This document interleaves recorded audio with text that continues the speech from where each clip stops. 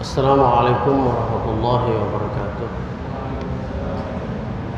Innal hamdalillah nahmaduhu wa nasta'inuhu wa nastaghfiruh wa na'udzu billahi min shururi anfusina wa min sayyiati a'malina. May yahdihillahu fala mudilla lahu wa may yudlil fala hadiya lahu. Ashhadu an la ilaha illallah wahdahu la sharika lahu wa ashhadu anna Muhammadan 'abduhu wa rasuluhu la nabiyya ba'dahu. Allahumma salli ala Muhammad wa ala alihi wa ashabihi wa man tabi'ahu wa man walah, amma ba'd. Qala Allah ta'ala fil Qur'anil Karim, a'udzu billahi minasy syaithanir rajim.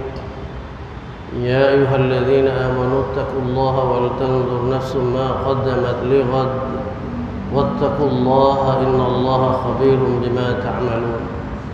Wa qala Rasulullah sallallahu alaihi wasallam, فإن أحسن الحديث كتاب الله وخير الهدي هدي محمد صلى الله عليه وسلم وشر الأمور محدثاتها وكل محدثات بدعة وكل بدعة ضلالة وكل ضلالة في النار.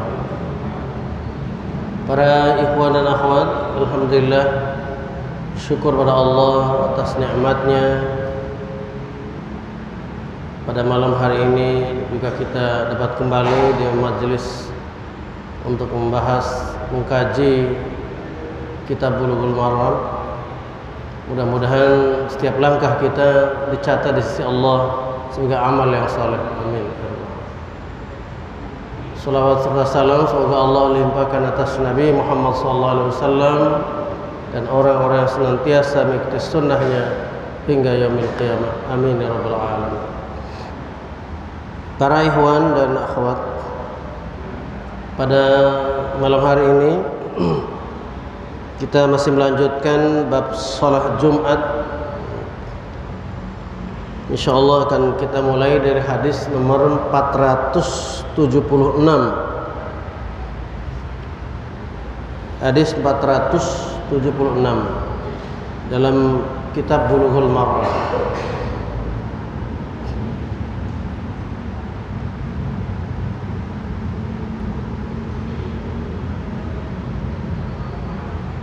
Bismillahirrahmanirrahim. An Ammar bin Yasir qala, An Ammar bin Yasir radhiyallahu anhuma qala, Sami'tu Rasulullah sallallahu alaihi wasallam yaqul, Inna tula salati ar-rajul wa qisara khutbatihi ma'innatun min fiqhihi. Rawahu Muslim. Artinya dari Ammar bin Yasir, beliau berkata, aku mendengar Rasulullah sallallahu alaihi wasallam telah bersabda, sesungguhnya panjang salat seseorang dan pendek khutbahnya adalah tanda bagi pengetahuan yang dia miliki. Hadis diriwayatkan oleh Imam Muslim.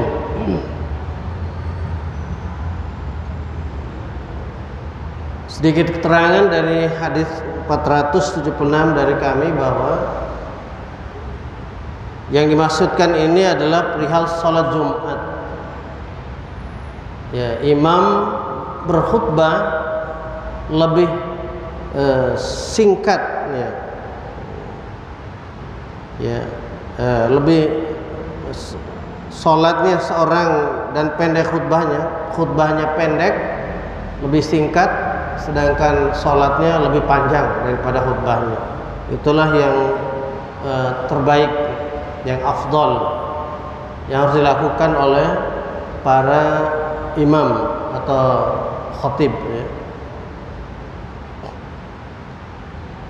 Berikut adalah hadis yang ke-477. An Ummi Hisham binti Harithah ibn Nu'man qalat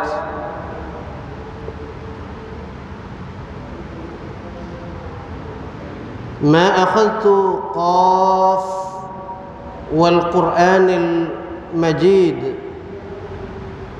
illa an lisani Rasulillah sallallahu alaihi wasallam yaqra'uha kulla jum'atin 'ala al-mimbar idza khataba an-nas. Rawahu Muslim. Dari Ummu Hisham binti Harithah radhiyallahu anha bin Nu'man, ia telah berkata, saya tidak ambil atau tidak mendapatkan ayat yang berbunyi yang diawali dengan huruf qaf, ya. Qaf wal Qur'anil Majid, dan demi Al-Qur'an Al-Majid, illa an lisani Rasulillah sallallahu alaihi wasallam, kecuali dari lisan Rasulullah sallallahu alaihi wasallam.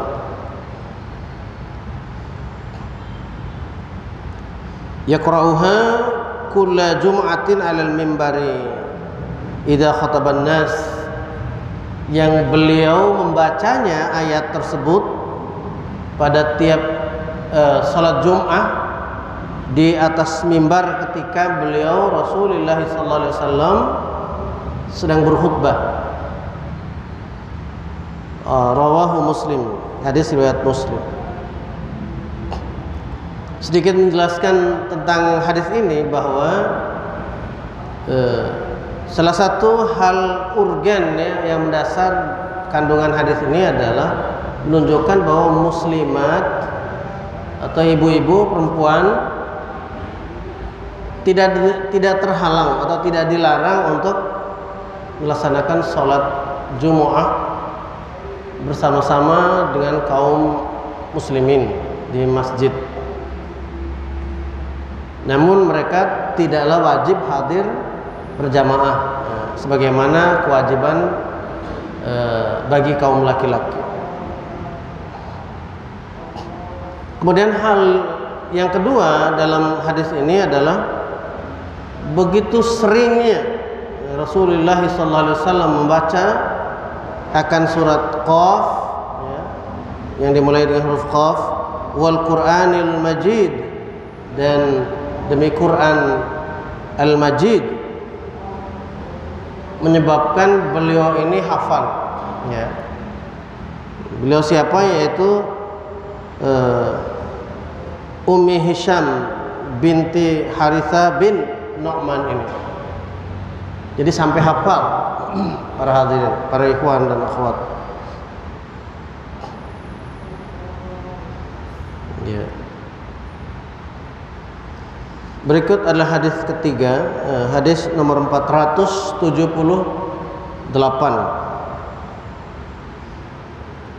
An Ibnu Abbas radhiyallahu anhu qala qala Rasulullah sallallahu alaihi wasallam. Dari Ibnu Abbas radhiyallahu anhu, ia berkata, telah bersabda Rasulullah sallallahu alaihi wasallam, man takallama yaumal jumu'ati wal imamu yakhutubu fahuwa kamathalil himari yahmilu asfara. Barang siapa yang bercakap-cakap atau berbicara pada hari Jumat sementara imam sedang berkhutbah, dia kamathalil himar, laksana keledai yahmilu asfara, keledai yang memikul kitab-kitab, ya. Yahmilu asfara. Walladhi yaqulu lahu, dan dia yang berkata, ya, orang-orang yang berkata kepadanya, ya. Beliau mengatakan periwayat tadi itu, yaitu Ibnu Abbas orang-orang yang berkata walladzi yaqulu lahu ansit, berkata kepada temannya ansit, laisat lahu jum'ah, maka tidak ada baginya salat Jumat. Tidak ada baginya salat Jumat. Artinya dalam hal ini adalah tidak punya nilai lagi akan salat Jumat bagi orang tersebut. Ya, jadi nilainya hanya kosong belaka. Walaupun salatnya tetap menutupi ya akan kewajibannya untuk melakukan salat Jumat itu. Rawahu Ahmad, diriwayatkan Imam Ahmad bi isnadin la ba'sa bih, dengan isnad yang tiada masalah di dalam hal ini. Jadi isnadnya sanad-sanad yang siqat, sanad-sanad yang kuat. Ya, jadi sanad-sanad dalam hadis ini kuat, tidak perlu diragukan lagi. La ba'sa bih. Wa huwa, dan dia Ibnu Abbas maksudnya, yufassiru hadis Abi Hurairah fi sahihain marfu'an, dan hadis ini memberikan penafsiran bagi hadis yang dari Abu Hurairah di dalam diriwayatkan oleh as-sahihaini, yaitu sahihnya Imam Al-Bukhari dan sahih Imam Muslim. Itu yang dimaksud dengan as-sahihaini, riwayat marfu ya. Nah, sebagaimana insyaallah ini banyak disampaikan sebagai nasihat ya, di masjid ya, untuk para makmum agar mereka selalu memperhatikan khutbah Jumat, nasihat imam di atas mimbar. Sebagaimana dalam hadis 479, atau kalau dalam cetakan lain ini biasanya adalah ditulis alif dan ba. Ya, yang hadis tadi alifnya, ini adalah ba, karena ini sebuah tambahan. An Abi Hurairah, begitu awal hadis ini, beliau berkata, menyampaikan hadis Rasulullah SAW. Qala Rasulullah SAW. Namun di sini tertulis matan saja, matan daripada hadis ini. Idza qulta li sahibika ansit yaumul jumu'ah, apabila kamu mengatakan kepada saudaramu ya, pada orang yang berada di sebelah baik kanan maupun kiri, depan ataupun belakang, disebutnya li sahibika ansit, diamlah, nyuruh orang diamlah. Yaumul Jumu'ah, pada hari Jumat, yang dimaksud adalah pada waktu berlangsungnya Jumat ya. Imam sedang memberikan khutbah, wal imamu yakhtubu, dan imam sedang berkhutbah, itu maksudnya. Faqad laghauta, maka sesungguhnya engkau telah berbuat sia-sia. Jadi hadis ini lebih menegaskan hadis yang sebelumnya tadi ya, yang mengatakan laisat lahu jumu'ah, tidak ada lagi baginya Jumat. Maka dijelaskan oleh hadis yang dari Abu Hurairah ini yang menyatakan dengan kalimat faqad laghauta, maka sia-sia bagi kamu. Jadi dari hadis ini merupakan nasihat buat kita semua ya, agar jangan melakukan bahkan hadis yang lain ada tentang kebiasaan pada saat duduk mendengarkan khutbah memainkan sesuatu yang ada di tangan kah atau yang ada di kantong kah? Kalau pada masa itu dalam hadis itu memainkan kerikil-kerikil yang ada di hadapannya. Karena pada saat itu masjid belum semacam kita sekarang ini yang pakai tegel, pakai ubin ya, pakai marmer dan lain sebagainya. Pada masa Rasulullah SAW masjid sangat sederhana pada waktu itu. Jadi lantainya masih belum ada peluran ya, belum dipelur dengan semen, masih kondisi semula tanah dan pasir, ada kerikil-kerikil kecil. Jadi main-mainkan kerikil ya, ambil dijatuhkan, ambil dipindahkan, itu pun termasuk mengurangi jadi nilai mendengarkan khutbah. Baik. Kemudian hadis yang ke-480. An Jabirin radhiyallahu anhu qala, dari Jabir radhiyallahu anhu ia berkata, dakhala rajulun yaumal jumu'ah, telah masuk seseorang laki-laki masuk ke dalam masjid, maksudnya pada hari Jumat.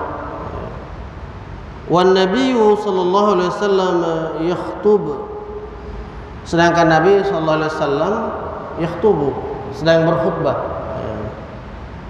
Qala ya, faqala, maka pada saat itu Rasulullah bersabda kepada orang laki-laki tersebut, sallaita, gitu kalau diberi baris, sallaita, apakah kamu sudah salat atau sudahkah engkau salat? Qala, laki-laki tadi berkata atau menjawab, la, saya tidak salat. Jadi beliau mengatakan belum salat atau tidak salat. Tepatnya ini belum salat ya. Qala, maka bersabda Rasulullah sallallahu alaihi wasallam, kum fasalli raka'ataini, muttafaqun alaih. Berdirilah kamu, fasalli raka'atain, maka salatlah kamu 2 rakaat. Muttafaqun alaih.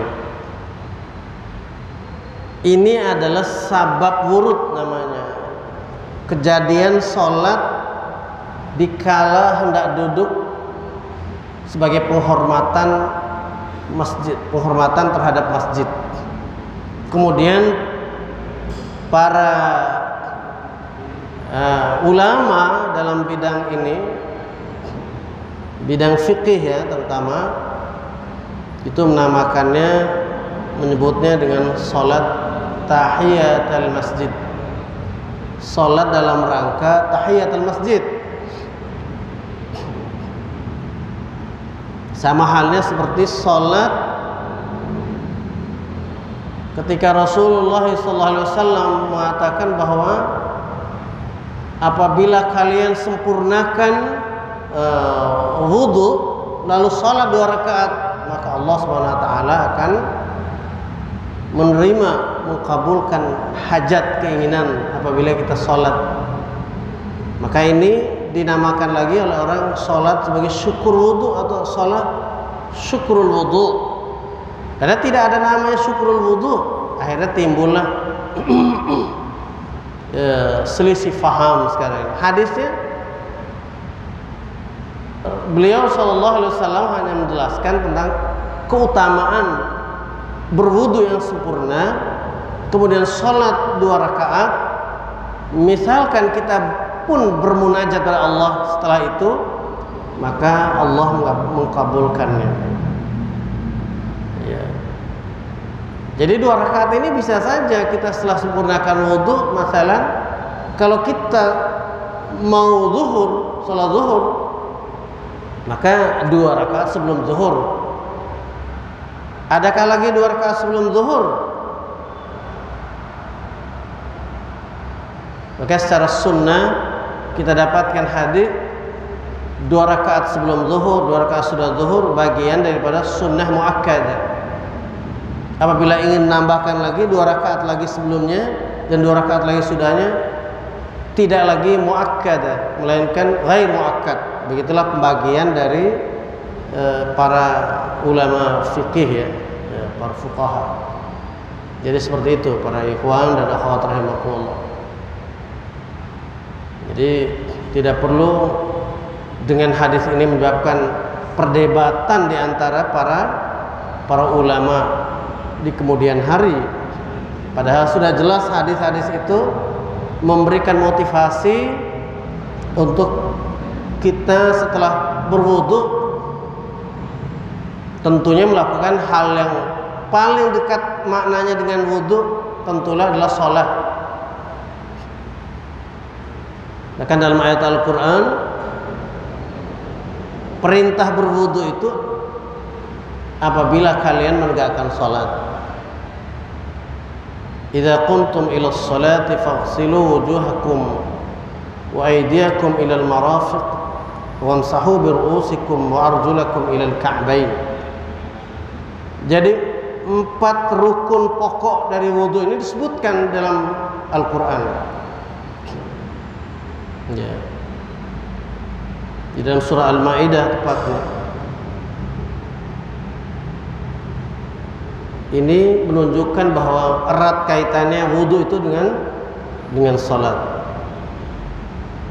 Jadi dimaknai, difahami oleh kita bahwa salat sunnah yang dilakukan sudah berwudu, yang lebih dekat adalah dengan salat yang terkait dengan salat maktubah, terkait dengan salat fardu, yakni salat sunnah yang mengiringi salat maktubah itu, atau disebut dengan salat sunnah rawatib. Ya, rawatib. Bagaimana hadis yang dari Abdullah bin Umar radhiyallahu anhuma, hafidzu an Rasulillah sallallahu alaihi wasallam, saya hafal perilaku Rasulullah sallallahu alaihi wasallam tentang sholat sunnah. Maksudnya sholat sunnah yang mengiringi sholat fardu yang maktubah 5 waktu itu. Beliau mengatakan raka'ataini qabla zuhri, 2 rakaat sebelum zuhur, raka'ataini ba'da zuhur,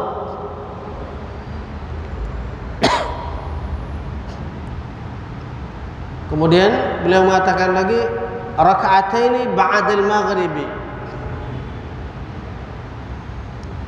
kemudian raka'ataini ba'dal isya, kemudian yang terakhir yang kelima raka'ataini qablal fajri, ya, atau qablal ghadati, sebelum salat fardu subuh, namanya sunnah fajar, ya, atau 2 rakaat fajar. Bainal adzanain, di antara 2 adzan, yaitu adzan dan iqamat. Itulah sunnah fajar. Maka disimpulkan oleh para fuqaha yang menyusun kitab-kitab fikih, jadi yang 5 waktu atau 10 rakaat ini adalah yang terkait dengan sholat yang fardu 5 kali dalam sehari semalam. Masya Allah. Keterangan dari hadis yang kita bacakan tadi, yang pertama, hadis ini menunjukkan bahwa khatib boleh menegur sesuatu hal yang perlu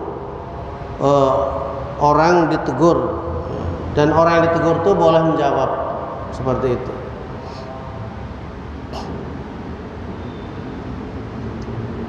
jawabannya tidak perlu panjang. Kalau dapat sependek-pendeknya jawaban seperti tadi, sudahkah kamu sholat? Sudah atau belum, gitu saja. Tidak perlu ditambah dengan kalimat-kalimat yang panjang, karena akan mengganggu khusyuan dari mustami'in atau makmum yang sedang mendengarkan khutbah. Ya, karena yang lain-lain dalam kondisi ini tidak perlu menambahkan kalimat-kalimat atau jamaah lain. Cukup mereka diam saja mendengarkan pembicaraan antara khatib atau imam tadi dengan makmum. Ya, tidak perlu kita, maaf istilahnya, ikut campur ya, sehingga membuat gaduh. Yang kedua, menurut hadis muttafaq alaih, ada seorang bertanya kepada Rasulullah SAW, adakah sholat yang wajib atas saya selain yang 5 waktu? Ya. Sabdanya, tidak ada, kata beliau. Kata Rasulullah SAW, dari itu maka sholat 2 rakaat waktu masuk masjid itu, maka disimpulkan bukan sholat wajib, tetapi sholat sunnah yang kuat atau sunnah muakkadah yang terkait dengan hajat, keinginan untuk duduk di dalam masjid dalam rangka mendengarkan khutbah. Nah, demikian itu pun berlaku bagi kita para ikhwan dan akhwat. Ketika misalkan jam 8 pagi atau jam 9 pagi kita mengadakan ta'allum, kajian, maka sebelum duduk di dalam majelis kita disunahkan untuk salat 2 rakaat dulu sebelum duduk. Ya, dan tentunya dilanjutkan dengan sunnah berikutnya, yaitu berdoa ketika kita mengawali majelis. Dengan doa yang masyhur, Rabbi zidni ilma, Allahumma anfa'ni bima 'allamtani wa 'allimni ma yanfa'uni warzuqni ilma yanfa'uni. Tadi kelupaan kita berdoa di awal majlis. Ya, Mas Joko ya. Kita lupa. Pak Ade, lupa ya. Baik, kita lanjutkan hadis 481.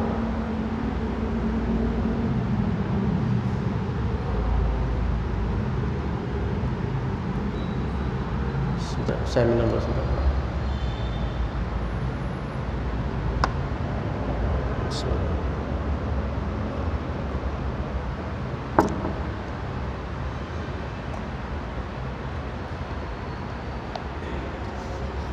Hadis 481. An Ibnu Abbas radhiyallahu anhu, dari Ibnu Abbas radhiyallahu anhu, anna Nabi sallallahu alaihi wasallam, bahwasanya Nabi Muhammad sallallahu alaihi wasallam, kana yaqra'u fi sholatil jumu'ah, adalah beliau baca di dalam salat Jum'ah surat al-Jum'ati wal munafiqin, membaca surah al-Jumu'ah dan surah al-Munafiqin. Rawahu Muslim. Jadi dari riwayat ini ada bacaan yang beliau juga lakukan di dalam salat Jumu'ah, yaitu di rakaat pertama beliau dalam riwayat ini baca surah al-Jumu'ah. Ya. Surat nomor urut 62 ya, 62. Kemudian nomor urut 63 surah Al-Munafiqun. Hadis riwayat Imam Muslim. Ya. Hadis berikut juga menyebutkan pada kesempatan lain Rasulullah SAW membaca surah yang lain. Ya. Hadis yang ke-482. Walahu, dan baginya, bagi hadis yang disampaikan oleh Ibnu Abbas tadi, An Nu'man ibn Bashir radhiyallahu anhu qala, dari Nu'man bin Bashir dia berkata, kana yaqra'u fil 'aidaini wa fil jumu'ah bisabbih isma rabbikal a'la wa hal ataka haditsul ghasyiyah.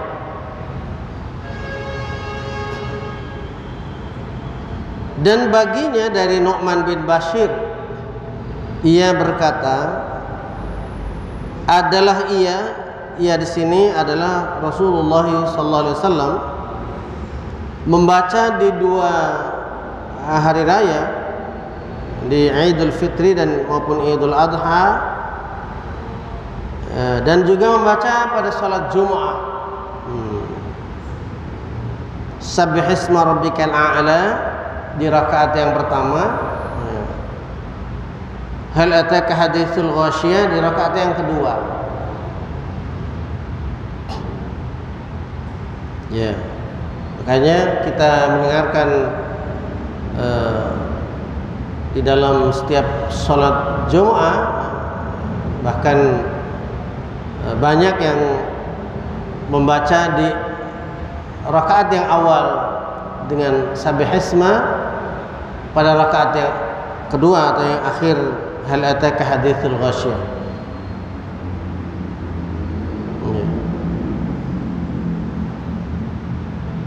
Namun ada yang secara umum yang memberikan keringanan bagi kita para ikhwan dan akhwat tentang sholat, tentang bacaan, selama itu tidak merepotkan, ya, maka kita supaya tidak merepotkan, maksud kami tidak menyulitkan, ya, sebab bisa jadi orang dalam kondisi tertentu atau situasi tertentu bisa dia ragu-ragu untuk mulai membaca surat yang mana yang dia harus baca di rakaat pertama atau yang kedua.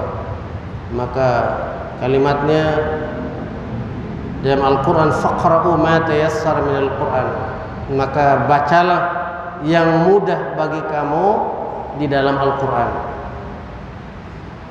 Jadi membaca surah sesudah Al-Fatihah, maka itu secara hukum di dalam hukum dalam dinul Islam adalah bukan menjadi fardu atau rukun di dalam sholat. Adapun yang rukun atau yang fardu dalam sholat itu adalah membaca suratul Fatihah, ya, utamanya bagi imam sholat. Maka hadis yang masyhur, la salata liman lam yaqra bi Fatihatil Kitab, ya, tidak disebut salat bagi orang yang tidak membaca Fatihatul Kitab, yaitu suratul Fatihah. Terutama bagi imam manakala seseorang mengimami, baik itu jahar maupun sir.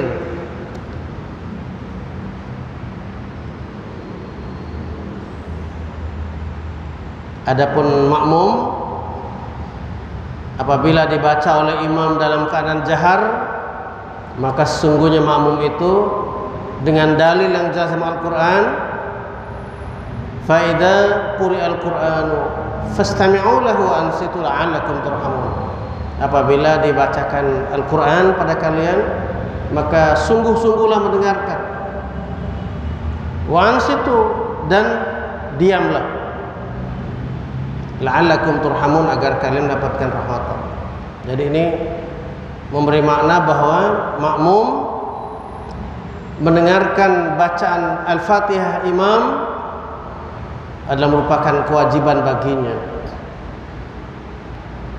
Tidak boleh mengulangi, imam baca ayat pertama diikuti makmum ayat pertama, imam baca ayat kedua diikuti lagi oleh makmum ayat kedua. Tidak demikian, melainkan cukup mendengarkan bacaan imam, dan itu menjadi salah satu tanggung jawab dan kewajiban makmum untuk mendengarkan. Beda halnya apabila imam itu di dalam sholat yang tidak jahar. Misalnya seperti pada waktu 2 rakaat di dalam sholat isya yang akhir, 1 rakaat akhir dari maghrib, tidak mendengarkan bacaan imam karena sir bacaan. Juga demikian berlaku untuk sholat zuhur dan asar, karena semuanya adalah sir bacaan imam. Maka makmum karena tidak mendapatkan bacaan imam yang dia dengarkan, maka disinilah makmum itu wajib membacanya sendiri-sendiri dan dalam suara yang sir juga, dalam suara yang tidak dijaharkan. Seperti itulah aturan yang mudah bagi kita. Jadi tidak perlu kita mengulang lagi baik dalam di waktu jaharnya imam untuk mengulangi baca surat Al-Fatihah lagi, sementara setelah makmum menjawab aminnya imam mengatakan dalam akhir bacaan surat Al-Fatihah, waladdallin, amin. Itu imam. Sunnahnya demikian. Apabila mendengarkan aminnya imam, maka makmum harus membaca amin itu sesuai dengan amar Rasulullah SAW. Tapi amat disayangkan karena pada umumnya di beberapa tempat masjid, karena adanya anak-anak yang juga mungkin belum terkondisikan, sehingga imam baru mengucapkan waladdallin, belum sampai nunnya disukunkan, bahkan anak-anak sudah amin aja duluan, sehingga para orang dewasa tidak bisa mendengarkan imam setelah itu mengucapkan amin, barulah diikuti oleh makmum amin, seperti itu.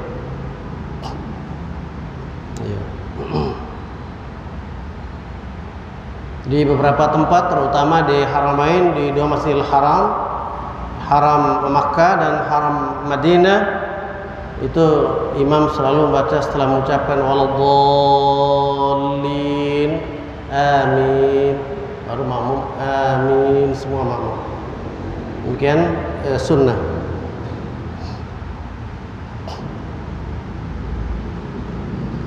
Satu lagi hadisnya. An Zaid bin Arqam radhiyallahu anhu qala, dari Zaid bin Arqam ia berkata, qala ia berkata, sallan Nabi sallallahu alaihi wasallam al-Aida, Nabi sallallahu alaihi wasallam pernah salat Aid, thumma rakhasa fil jum'ati, kemudian beliau memberi kelonggaran untuk sholat Jumu'ah. Summa qala, kemudian Rasulullah bersabda, man syaa ayyusalliya falyusalli, barang siapa yang mau sholat, maksudnya sholat Jumu'ah, maka hendaklah dia sholat, maka boleh dia sholat, gitu maksud.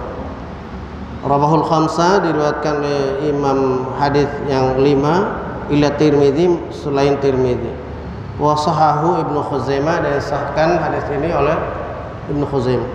Yang dimaksudkan sini adalah apabila berkumpul Id dengan pada hari Jumat, maka di situ ada 2 hal, yaitu satu salat Idul Fitri di pagi harinya, kemudian di siang harinya salat Jum'ah, yaitu ba'da zawal, sudah tergelincir matahari, tentunya waktunya Jumat. Sementara untuk salat Id, setelah matahari naik sepenggalah, yaitu di waktu duha, itulah waktu bagi kita melaksanakan salat Id. Maka apabila berkumpul di satu hari, maka diringankan bagi terutama yang jauh dari Masjidil Haram, yakni Haram Madinah. Ya, orang-orang sana juga menyebut Masjid Nabawi itu juga sebutnya adalah Al-Haram juga. Jadi Al-Haram juga sebutannya untuk. Jadi para ikhwan, penegasannya adalah yang mau ikut sholat tidak diberatkan, jadi dia tunda pulang kampungnya setelah sholat Jumat bersama Rasul, atau yang mau pulang cepat dia boleh pulang untuk tidak sholat bersama Rasulullah di masjid di Masjid Nabawi. Demikian kajian malam ini para ikhwan sekalian, mari kita tutup bersama dengan bacaan doa kafaratul majlis. Subhanakallahumma wa bihamdika asyhadu an la ilaha illa anta astaghfiruka wa atubu ilaik. Hadanallahu iyyakum ajma'in. Wassalamualaikum warahmatullahi wabarakatuh.